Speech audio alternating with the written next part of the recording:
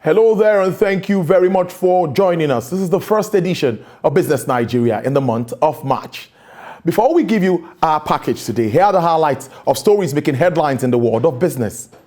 NNPC denies plans to increase ex-depot price of petrol as new WTO Director General Ngozi Okonjo-Iweala assumes office today.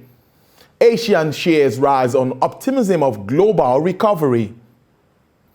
Well, today, our conversation will start from the oil and gas industry and stay in that industry for some time. The focus is the deregulation of the downstream sector of this money-making industry. We will be analyzing the role of government, organized labor, as well as the impact on the masses. It promises to be very interesting. And on the other side of the show, we'll take a look at the performance of the Nigerian Stock Exchange in the past month and prospects in the new months. Welcome to the show. The Nigerian National Petroleum Corporation, NNPC, says it has no plans to increase the ex-depot price of PMS in March, contrary to speculations of imminent increase in price of premium motor spirits in the country. In a statement released by the Group General Manager, Group Public Affairs Division, Dr. Kenny Obateru, the NNPC states this in order to jeopardize ongoing engagements with, not to jeopardize the ongoing engagements with organized labor and other stakeholders on an acceptable framework that will not expose the ordinary Nigerian to hardship. NNPC also cautions petroleum products marketers not to engage in arbitrary price increase or herding of petrol so as to avoid artificial scarcity and unnecessary hardship for Nigerians. The corporation notes that it has enough stock of petrol to keep the nation well supplied for over 40 days and urged motorists to avoid panic buying.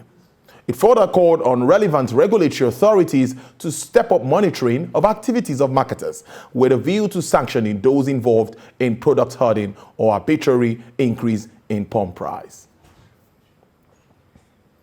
The newly elected Director General of the World Trade Organization, Nigeria's Dr. Ngozi Okonjo-Iweala, has arrived at the headquarters of the organization earlier today to resume office. Dr. Ngozi Okonjo-Iweala was received by top management team of the organization, and on arrival, she was appointed the first female African Director General of the organization on 15th of February after a special meeting by the General Council of the body.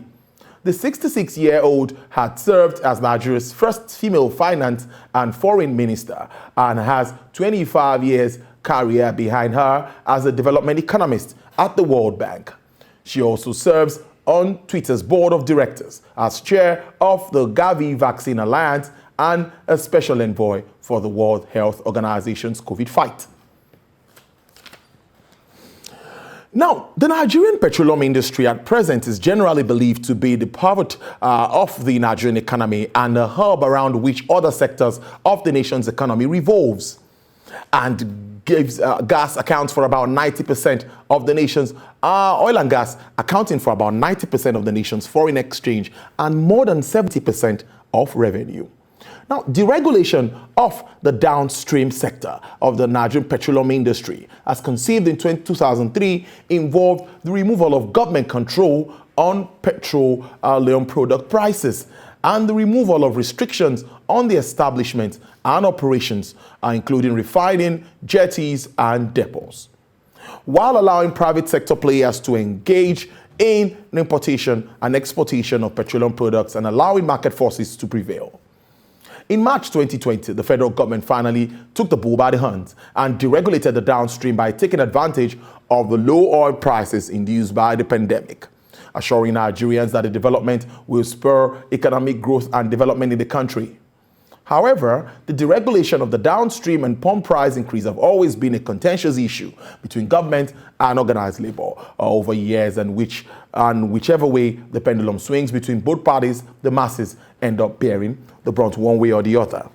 What I have joining me live to discuss this and to give experts insight into our topic of conversation for today. First, joining me from Abuja is the former Secretary General of the Ijaw National Council, Mr. Alfred Kemepado. And joining me live in our Lagos studio is an energy journalist and a media strategist, Mr. Yemi Adeoye. Thank you very much, gentlemen, for your time. Thank you very much for having me. Okay, let me start from Abuja. Now, my first question to you, comrade, is what do you think at the moment will be the cost implication for regulating the downstream sector of the nation's oil and gas sector in the face of the current rise in global crude oil outlook? Basically, the question we are supposed to ask again also is that what is the way forward that is best in the interest of Nigerians?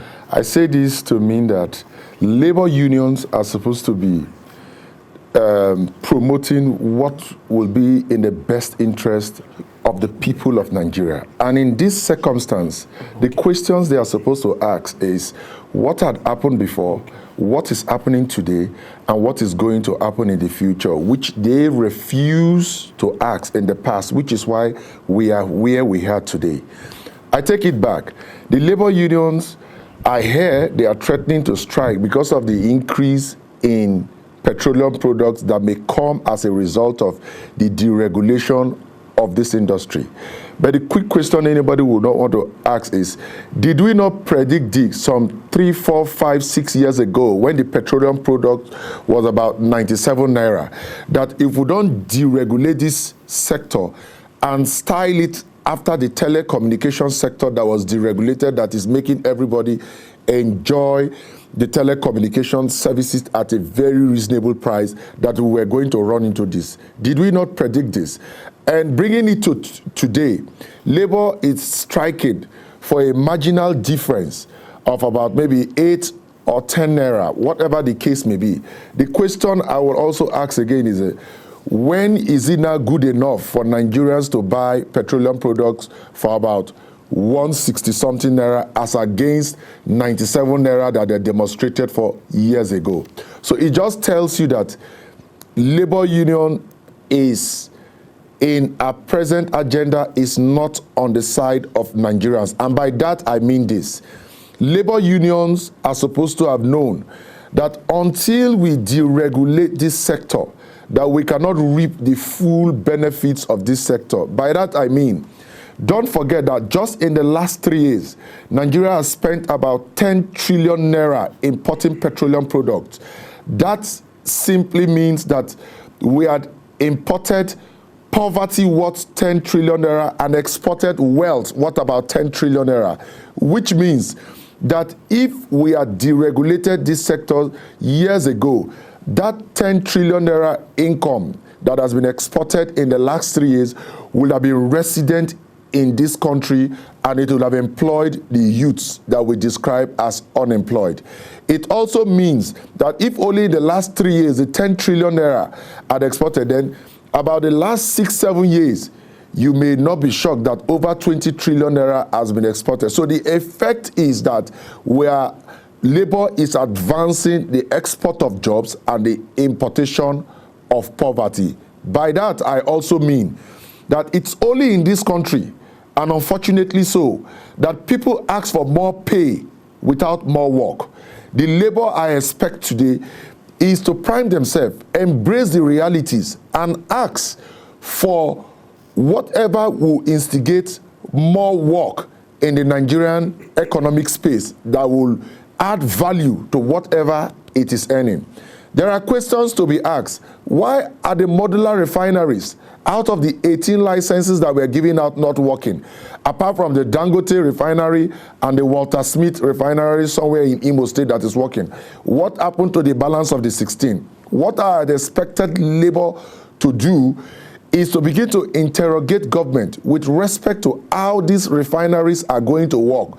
Probably I mean, alongside government set out refineries. They are supposed to collaborate with the Minister of Petroleum, Chief Timipri Silva, the MD of NNPC, and all the stakeholders to ensure that the country is on the right path, despite the sacrifice that it will pay today, as long as the sacrifice is going to pay off for good tomorrow. So if you ask me again, that what is the implication of the cost, I will tell you, and I will describe the cost, is that as of today, labor is on the wrong side of history. As at today, Labour has the opportunity to right herself on the better side of history and stop this brigandage that they call protest. You see, asking for excellence in life is also part of protest, and I want you to know that. So Labour is acting locomotive in a jet age. I'm sorry to say, with all of these shenanigans, they may be leaving out their usefulness. I say this to mean that they may do all of these things so that the federal government and all stakeholders, probably they may be doing all of these things to cajole the Minister of Petroleum, Chief Timothy Silva, and the MD of NNPC to call them by the side and give them money in the forms of dollars so that they can enrich their private estates and advance their selfish aggrandizement. But you know one thing? Most of the roads some of us refused to construct when we were in positions in this country are the roads that have eliminated most of us in accidents, including those of us who refuse to do those things. So I want to let them know that if they refuse to go on the right side of history and ensure that Nigeria takes the right path, irrespective of the sacrifice, if they don't reap it today, their children will also leave to reap whatever they are sowing today. So I want to appeal to them. I want to beg them. I want to say, please, this is not the time to play ego.